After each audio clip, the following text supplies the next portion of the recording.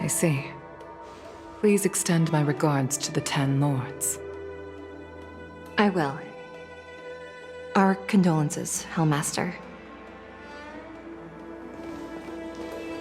You have guests. I shall take my leave.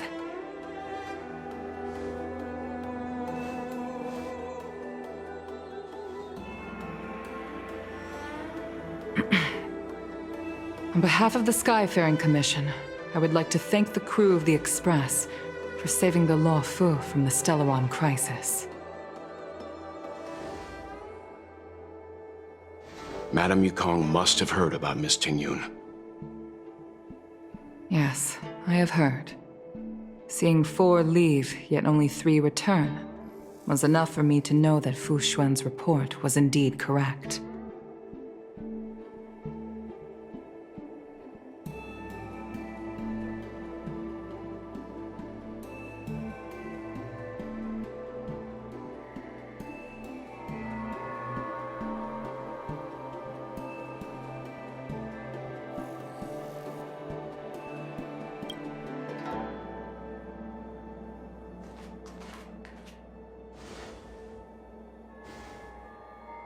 Tingyun.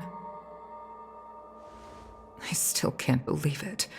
The whole report reads like a bad joke. It's simply unimaginable. The Antimatter Legion on the Xianzhou, and Tingyun, a Lord Ravager? How could someone who spent over 30 years working alongside me at the Skyfaring Commission turn out to be nothing more than a monster in disguise? What happened to the real Tingyun? Madame Yukong. I'm sorry. I understand. It's just hard for me to accept.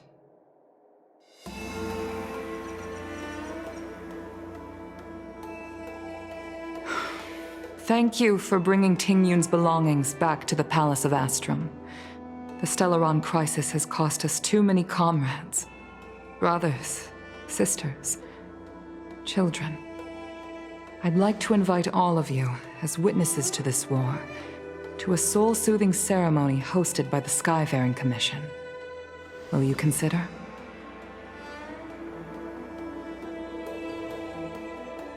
A soul-soothing ceremony? To put it into short life terms, a funeral. You see, for long-life species of the Xianzhou, death has always been a distant, mystical concept. Ordinarily, the Ten Lords Commission guides people to the Hall of Karma before any symptoms of Mara are detected. There, they leave behind their lives and wait for their time to come. People are used to a short farewell as opposed to a tedious burial process. Given our limited lifespans, the only ones who place value on ceremony are us Foxians. Countless Cloud Knights lost their lives or became Mara-struck during the crisis. The Hall of Karma couldn't take them all in, and so they passed away. All of these sudden deaths and unfulfilled wishes remind us that long-life species still live out insignificant and limited lives. By combining Skyfaring Commission technology with Foxian ceremony, we honor those who have passed on. We place items of the dead onto star skiffs and send them out to sail between the stars, to shine brightly among them. It's not just to comfort the dead, those souls who can never talk with us again, but also to comfort their surviving relatives, close friends, and indeed all residents of the Xianzhou.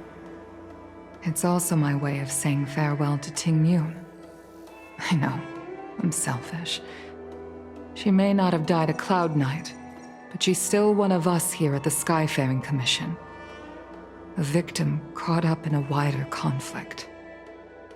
I'd like to hold this ceremony as a way of distancing the memory of Tingyun from the Lord Ravager who tarnished her identity.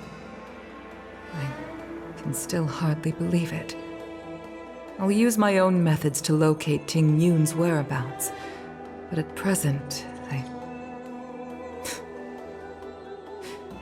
This is the least I can do for her.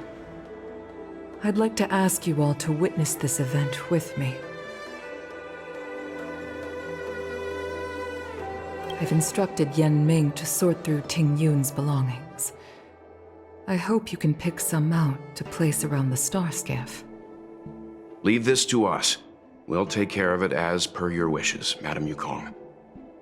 Once again, my thanks to all of you. I've asked the judges of the Ten Lords Commission to ratify this soul-soothing ceremony, and have commissioned a special skiff at Stargazer Navalia for the ceremony. If you need anything, that's where I'll be.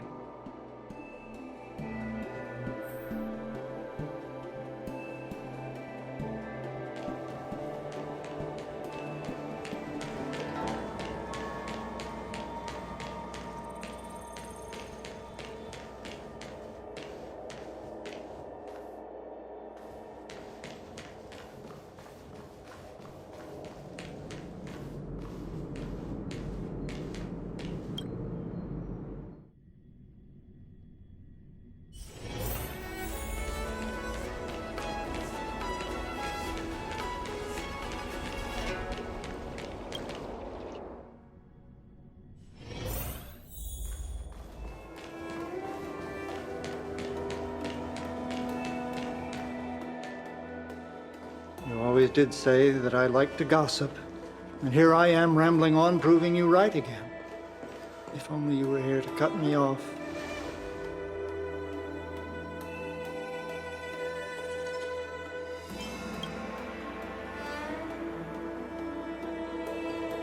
Oh. It's you. For a moment, I thought she'd return. Did the Helm Master send you over? We're here to help sort out Miss Tingyun's things. Madam Yukong wants to use some of them for her soul-soothing ceremony. Well, I've managed to get through pretty much everything. It's all in this box. Please, take your time.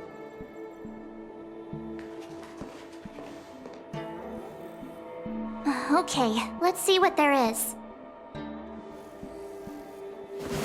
An Annie Cassiter's seal, a small box, a knife, a bow, and something wrapped up tight. I wonder what this is. Looks like some kind of antique? But who'd want to hold on to something like this? Oh, Tingyun explained that one to me. It's a folk statuette from Foxian antiquity. They say it can bring wealth if placed correctly. There's also a note in the package. This is for you, Mr. Yen Ming. Wishing you fortune and success in every endeavor. Yen Ming, it seems like this is a gift for you from Miss Tingyun.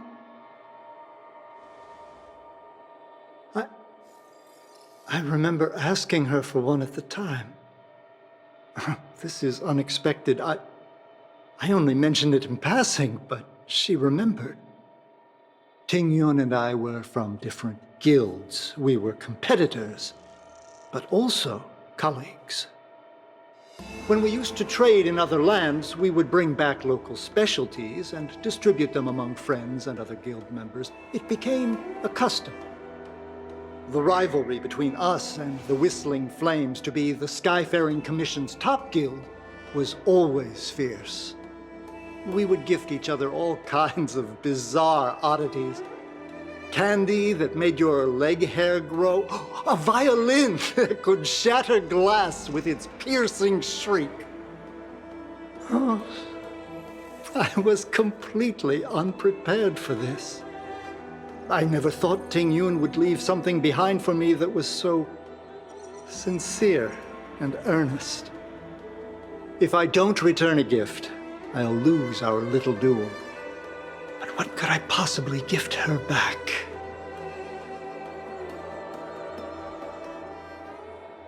Huh.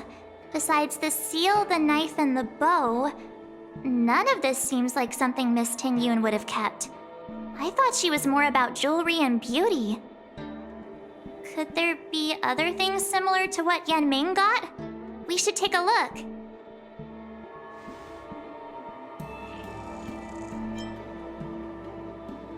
This bow.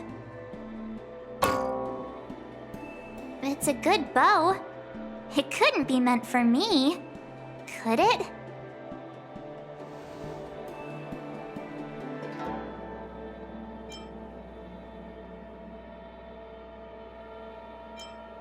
All right, just kidding. Just trying to liven things up around here. I can't cook to save my life, but one thing I'm sure of is that's a kitchen knife. I've never seen Miss Tingyun use anything like that to defend herself. It must be another gift that she never had time to send. There's an ad in the knife case. Spices Supreme. A room alley? Which store is that again? There's nothing else, except a handful of seeds. It looks like there's something printed on the bottom of the box. The Sleepless Earl. Let me think. Where have I seen that name before? Do you know where we're supposed to take these things?